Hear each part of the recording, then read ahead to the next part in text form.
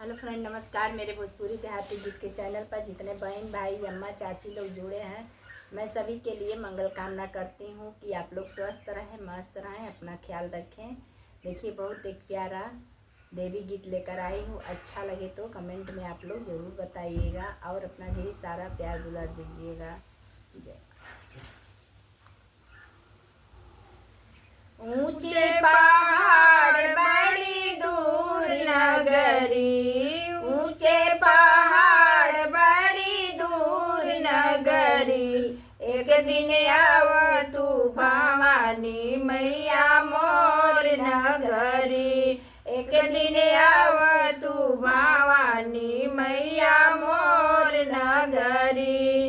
ऊंचे पहाड़ बड़ी दूर नगरी, ऊंचे पहाड़ बड़ी दूर नगरी, एक दिन आव तू भवानी मैया मोर नगरी, एक दिन आव तू भवानी मैया मोर नगरी।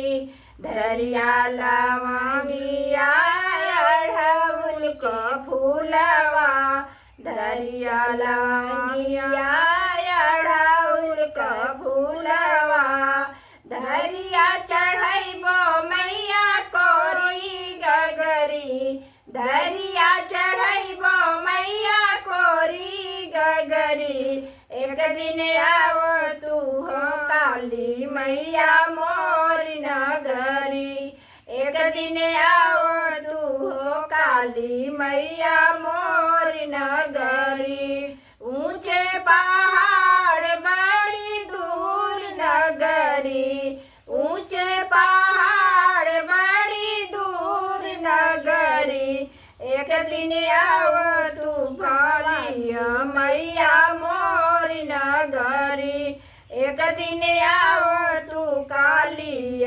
मैया मोर नगरी।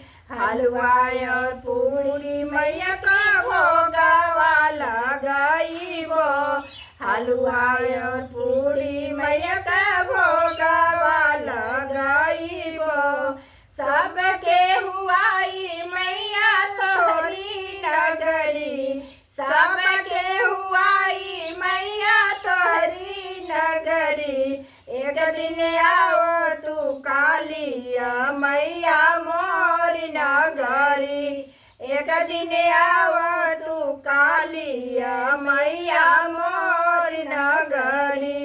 ऊंचे पहाड़ बड़ी दूर नगरी, ऊंचे पहाड़ बड़ी दूर नगरी, एक दिन आव तू भवानी मैया मोर नगरी, एक दिन आव तू भवानी मैया मोर नगरी।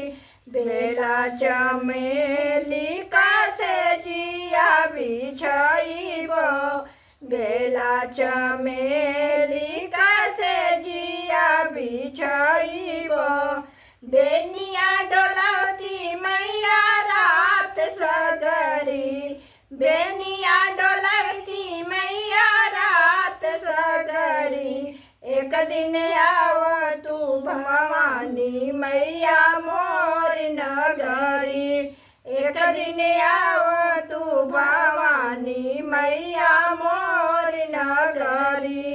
ऊंचे पहाड़ बड़ी दूर नगरी, ऊंचे पहाड़ बड़ी दूर नगरी, एक दिन आव तू काली मैया मोर नगरी, एक दिन आव